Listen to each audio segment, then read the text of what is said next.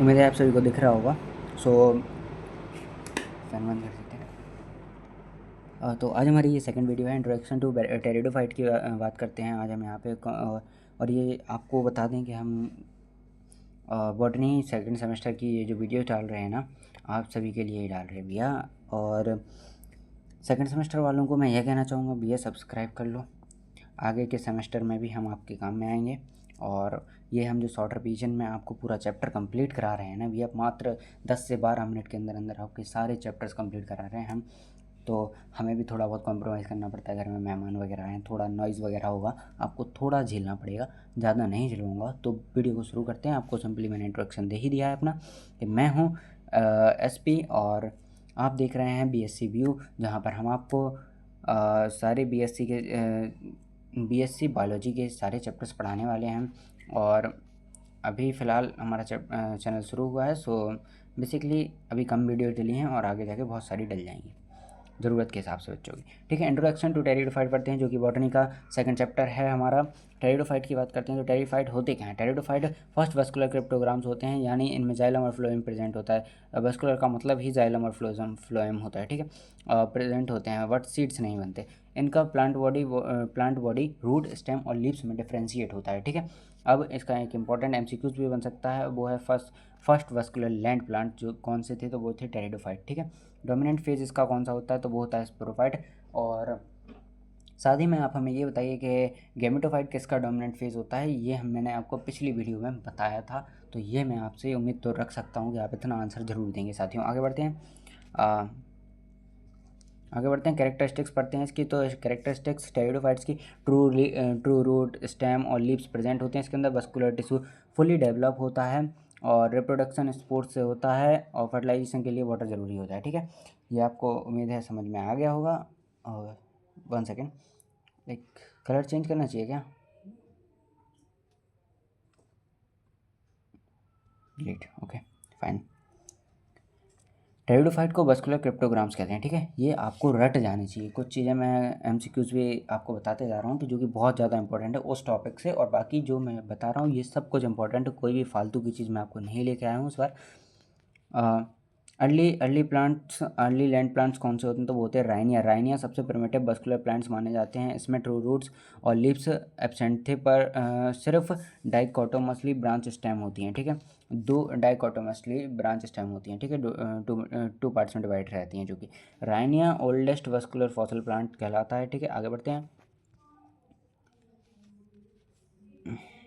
हल्की सी माइनर सी प्रॉब्लम है यार बोर्ड में, ठीक है। आगे बात करते हैं, आप क्लासिफिकेशन पढ़ते हैं टेरिडोफाइट का, तो या आपके सब डिवीज़न हैं या आपके एग्जाम्पल्स हैं सब डिवीजन्स के। तो शुरू करते हैं स्लोपसिडा से। स्लोपसिडा, इसमें पी साइलेंट होता है आपका, तो इसे हम स्लोपसिडा कहते हैं। सॉरी, वाई दिस नॉट, ठीक है, स्लोपसिडा कहते हैं। और एक सेकंड, और इसको साइलोटम कहते हैं। स्लोपसिडा का जो एग्जाम्पल है वो है साइलोटम। और लाइकोप्सिडा का जो एग्जाम्पल है वो है लाइकोपोडियम सेलेजेनला, हेट्रोस्पोरस में आते हैं, ठीक है। और स्पोनोप्सिडा, कोस्टम और हॉस्टेल, और टेरोप्सिडा, फर्न और डायरोपेटेरस, सॉरी जो भी प्रोनाउंस हो यार, सॉरी। आगे बढ़ते हैं, इंपॉर्टेंट एमसीक्यूज़ की बात करते हैं। तो इसमें इंपॉर्टेंट एमसीक्यू सेलेजनला की बात करते हैं, तो इसमें हेट्रोस्पोरस होते हैं। और इक्वेस्टम की बात करते हैं, इसका एग्जांपल हॉस्टेल होता है। Ferns belongs to Pteropsida. Heterospory की बात करते हैं, तो heterospory and seed habit. Heterospory का मतलब क्या होता है, 2 टाइप के स्पोर्स बनाना है, ठीक है। अब 2 टाइप के स्पोर्स मतलब सबसे पहले आप माइक्रोस्पोर पढ़िए। माइक्रोस्पोर मेल गैमेटोफाइट होते हैं और मेगास्पोर फीमेल गैमेटोफाइट होते हैं। जहाँ पर भी आपको माइक्रो शब्द दिख जाए और मेगा शब्द दिख जाए, माइक्रो में आपको मेल लगा देना है और फीमेल मेगा में लगा देना है, क्योंकि माइक्रो मेल होता है और फीमेल मेगा होता है। हमेशा ये कॉन्सेप्ट याद रखिएगा साथियों, और ये आपके तुक्केबाजी में बहुत ज़्यादा हेल्पफुल करेगा।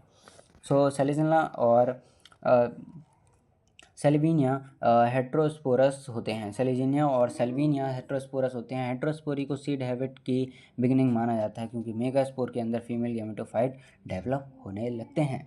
Seed habit first seen and सेलेजिना। सीड हैबिट जो होती है वो फर्स्ट देखी गई थी, वो सेलेजिना में देखी गई थी।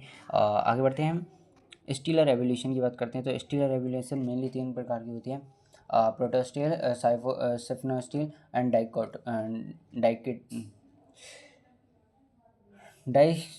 डाइकेटियोस्टील। ठीक है, अब स्टील की बात करते हैं। बस्कुलर टिश्यू अरेंजमेंट इन स्टेम होता है, एवोल्यूशन सिंपल ऑफ कॉम्प्लेक्स। अब प्रोटोस्टील में आते हैं, सिंपल स्टील आते हैं, पिच प्रेजेंट होती है सिफोनोस्टील में, और एडवांस और डाइकेटियोस्टील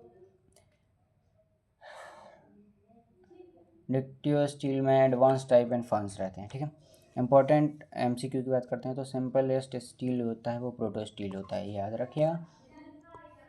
इकोनॉमिक इंपॉर्टेंस ऑफ टेरिडोफाइट बताते हैं, तो इकोनॉमिक इंपॉर्टेंस ऑफ टेरिडोफाइट फंस ऑर्नामेंटल प्लांट की तरह यूज़ होते हैं, और अजूला बायो फर्टिलाइजर्स के रूप में यूज़ होते हैं, लाइकोपोडियम स्पोर्ट्स मेडिसिन और फाइव वर्क में यूज़ होते हैं, सॉइल कन्वर्जेशन में हेल्प करते हैं। और इसका मेन एमसीक्यू जो कि आपके सामने है वो है अजूला नाइट्रोजन फिक्सेशन में हेल्प करता है ड्यू टू एनावीना एसोसिएशन। ये चैप्टर आपका कंप्लीट हो चुका है टेरिडोफाइट साथियों, और thank you for watching us. And उम्मीद है आपके ये वीडियो बहुत ज़्यादा काम में आएगी, और साथ ही में आप सभी को मैं इतना कहूँगा कि चैनल को सब्सक्राइब कर लीजिए अगर नए हैं तो। और बाकी आप हमारे चैनल का नाम जानते हैं, बीएससी व्यू है, जहाँ पर आपको आगे बहुत सारे बीएससी से रिलेटेड वीडियो मिलेंगे। हम आपके पूरे सिलेबस को कंप्लीट कराएंगे, धीरे धीरे करके हम आपकी प्लेलिस्ट बना देंगे, और आपको कम्प्लीटली कहीं पे नहीं जाना पड़ेगा। आप हमारे चैनल से पूरा बीएससी बायोलॉजी पूरा कंप्लीट कर सकते हैं साथियों। So thank you for watching. मिलते हैं हम अपने वीडियो में। जय हिंद, जय भारत साथियों।